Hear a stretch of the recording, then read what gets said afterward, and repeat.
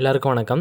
Big பாஸ்ல இன்னைக்கான முதல் ப்ரோமோ வந்து ரிலீஸ் பண்ணியிருக்காங்க. இந்த ப்ரோமோ பொறுத்த வரைக்கும் வந்து பார்த்தோம்னா, சேதுபதி வந்து ராஜாவையும் ராணியும் ஃபஸ்ட்டு ஏந்திக்க சொல்கிறாரு. எழுந்திரிச்சு நிற்க வச்சுட்டு வந்து பார்த்தோம்னா, எல்லார்ட்டையும் கேட்குறாரு, இங்கே வந்து ராஜாவோட ஆட்சி நடந்துச்சா இல்லை ராணியோட ஆட்சி நடந்துச்சா அப்படின்ற மாதிரி கேட்குறாரு.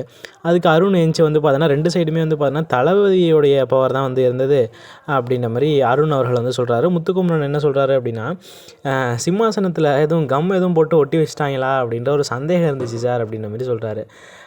தளபதியும் ராஜகுருவும் வந்து பார்த்தீங்கன்னா ஓவர் ஷேடோ பண்ணிட்டாங்கன்னு நீங்கள் நினைக்கிறீங்களா அப்படின்ற மாதிரி சேதுபதி வந்து முத்துக்குமரன்ட்டு வந்து கேட்குறாங்க. அதுக்கு வந்து பார்த்தோன்னா அவர் என்ன சொல்கிறாருன்னா, அவங்க எழுந்திரிக்கும் போதே வந்து பார்த்தோன்னா டம்முன்னு அடித்து உட்கார வச்சிட்டாங்க சார் அப்படின்ற மாதிரி அவர் சொல்கிறாரு. ஐயோ, ஆனந்தி வந்து என்ன சொல்கிறாங்கன்னா, ஒயில்ட் கார்டில் வந்திருக்கக்கூடிய அந்த ராணுவ அவர்களுக்கு வந்து பார்த்தோன்னா நல்ல வாய்ப்பு கிடச்சிச்சு அதிகாரத்தை காட்டுறதுக்கு, அந்த வாய்ப்பை அவர் பயன்படுத்திக்கலையோ அப்படின்ற மாதிரி ஒரு பாயிண்ட் வந்து சொல்கிறாங்க. இது ஏற்றுக்கக்கூடிய ஒரு விஷயம் தான். நானுமே சொல்லியிருந்தேன், ஒஸ்ட்டு பெர்ஃபார்மன்ஸில் சிவா அவர்களுக்கு கொடுக்கறதோட, சிவா அவர்கள் வந்து சாதாரண ஒரு மக்கள் தான், அவரோட ரோல் அவ்வளோதான் அவர் பண்ண முடியும். ஆனால் ஒரு ராஜாவோட ரோலில் என்ன வேணாலும் பண்ணலாம், சூப்பராக வந்து அதை பண்ணியிருக்கலாம். ஓகேவா, இந்த இடத்துல தீபக்கோ இல்லை முத்துக்குமரனையோ அருணையோ போட்டிருந்தா சூப்பராக வந்து பண்ணியிருப்பாங்க. ஆனால் அவர் வந்து பார்த்தீங்கன்னா அங்கே டம்மியாக தான் இருந்தார், பேசவும் தெரில அவருக்கு.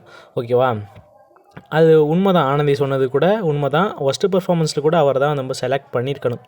ஓகேவா, இந்த மாதிரி வந்து பார்த்தோன்னா இந்த ப்ரோமோ வந்து நகருது. ஓகேவா, ஆனால் வந்து பார்த்தோன்னா இந்த சண்டே வந்து ரொம்ப ரொம்ப போராக இருக்க போகுது. ஐயோ, அந்த ப்ரோமோவில் என்ன கண்டென்ட் இருக்குது? ஒன்றுமே இல்லை. ஒரு சண்டையும் இல்லை, ஒன்றுமே இல்லை. கேட்குறதுக்கு 100 விஷயம் இருக்குது. அவங்க இந்த திருட்டுத்தனமான 5 பேர் பிரியாணி செய்கிறாங்களே, அதை கேட்டால் என்ன?